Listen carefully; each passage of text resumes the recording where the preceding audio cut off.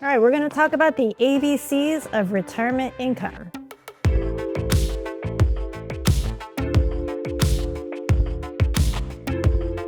Once you've decided to retire, you're going to make that transition and ease into it, going from accumulating your assets to starting to spend them down. The first way that you can live off of your money is by depending on your repeatable income. So most people are eligible for Social Security. Some people are very lucky to have worked for an employer that offers a pension. So as you may or may not know, Social Security and pensions are a repeatable paycheck, basically. It goes into your account every month for the rest of your life. It also depends when you decide to start Social Security or your pension. So again, as you may know, Social Security, you can start it as early as age 62 or as late as age 70. If you wait till 70, you make a lot more. If you start at 62, that monthly payment is significantly less. So what's the right answer? When do you start it? The answer is it just depends. You actually have to really look at your own health situation and likelihood of living a long life. Look at your family's past. How long did your parents live? How about the rest of your family? Do they live a really long time?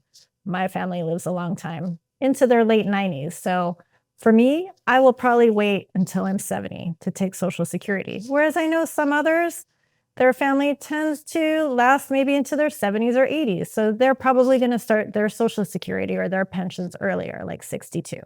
It all just depends. So most people don't have pensions.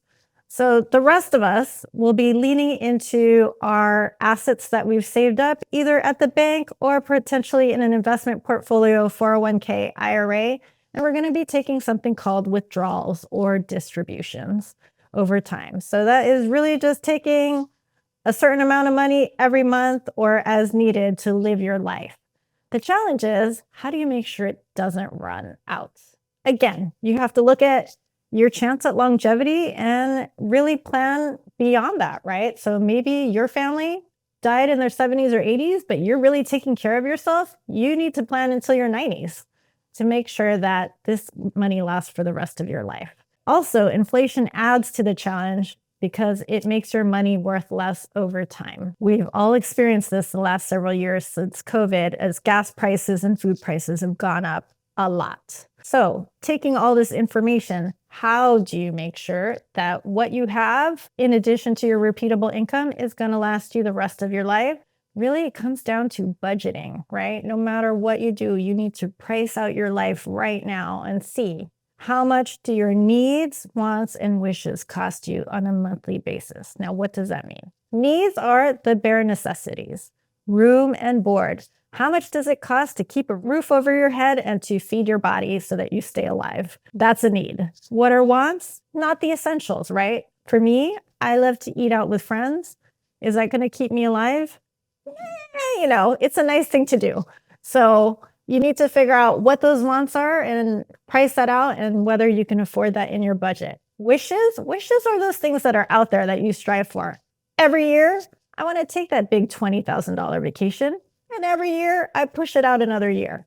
So that's an example of a wish. Once you've figured out your budget after 2 or 3 months, you need to run a financial plan that will simulate your financial life for the rest of your life. So for example, if you feel like you might live to your 70s or 80s, you want to build out that plan to your 90s, just in case you outlive your guests. You can find free financial planning tools if you Google it online. If you happen to have an account with an investment firm like Schwab or Fidelity, for example, they usually have a free financial planning tool that you can use and figure these types of things out. Lastly, you can also work with a financial advisor or financial planner, someone like me, to create a custom plan and figure out, okay, I have these repeatable incomes.